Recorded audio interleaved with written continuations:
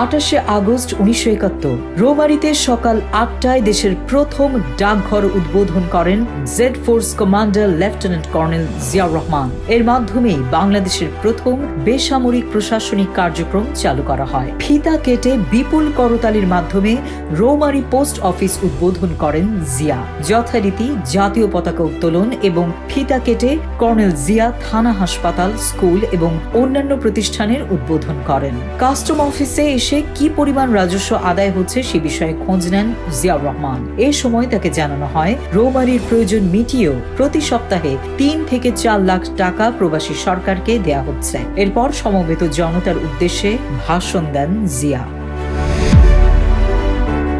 28 August 1979 কবি কাজী নজরুল ইসলামের দ্বিতীয় মৃত্যুবার্ষিকী উপলক্ষে এক বাণীতে কবির স্বপ্ন বাস্তব রূপ দেওয়ার শপথ গ্রহণের আহ্বান জানিয়েছেন প্রেসিডেন্ট জিয়াউর রহমান। তিনি বলেন, সকল প্রকার শোষণের অবসান, জাতীয় ও মানবিক ঐক্য প্রতিষ্ঠা এবং বিপুল কর্মোদ্দীপনার মাধ্যমে জাতিকে স্বাবলম্বী ও আত্মমর্যাদাশীল করে তোলাই ছিল কবির স্বপ্ন। প্রেসিডেন্ট বলেন, নজরুলের মতো কালজয়ী প্রতিভার মৃত্যু নেই। তার সাহিত্য ও সঙ্গীতে অন্যায় ও অসুন্দরের বিরুদ্ধে বিদ্রোহ এবং সুন্দরের প্রতি, মানবতার প্রতি প্রেম চিরকাল আমাদের যাত্রাপথের মশাল হয়ে জ্বলবে। এই উভয় ক্ষেত্রে নজরুলের যে অবদান তা যথাযথভাবে তুলে ধরা হলে আমার বিশ্বাস সারা দুনিয়ায় তার মধ্যে মানুষের সর্বজয়ী আত্মার প্রতিধ্বনি শুনতে পাবে।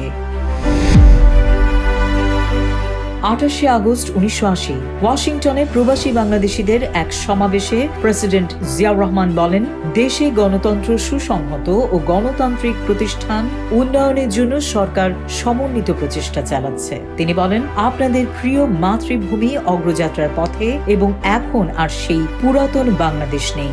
এ সময় জাতি গঠন কাজে প্রবাসী বাংলাদেশিদের প্রতি আহ্বান জানান প্রেসিডেন্ট।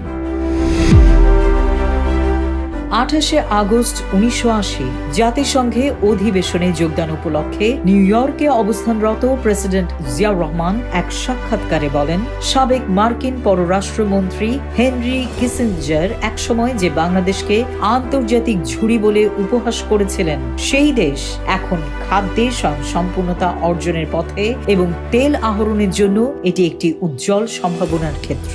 কৃষি ও জ্বালানি সম্পদ উন্নয়ন পরিকল্পনা বর্ণনাকালে তিনি বলেন, এইসব পরিকল্পনার মধ্যে রয়েছে ভূগর্ভস্থ বিপুল কয়লা খনির আহরণ, আরও কলকারখানা প্রতিষ্ঠা, নিরক্ষরতা দূরীকরণ ও জনসংখ্যা বৃদ্ধি নিয়ন্ত্রণ। 1971 সালে রক্তক্ষয়ী সংগ্রামের মাধ্যমে স্বাধীনতা অর্জনের পর বাংলাদেশের চরম দারিদ্র্য সম্পর্কে যুক্তরাষ্ট্রের তৎকালীন পররাষ্ট্রমন্ত্রী হেনরি কিসিঞ্জার উপহাসসূচক মন্তব্য করেছিলেন। প্রেসিডেন্ট জিয়াউর রহমান বলেন, বাংলাদেশের অবস্থা এখন অন্যরকম।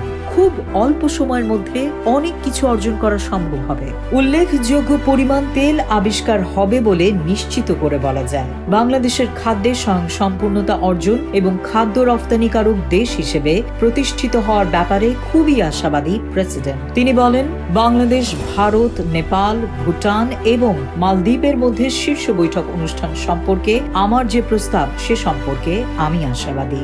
জিয়া বলেন, একটি দক্ষিণ এশীয় ফোরাম গঠনের মাধ্যমে পারস্পরিক স্বার্থ সংশ্লিষ্ট বিষয় নিয়ে মত বিনিময় করাই আমার এই প্রস্তাবের উদ্দেশ্য।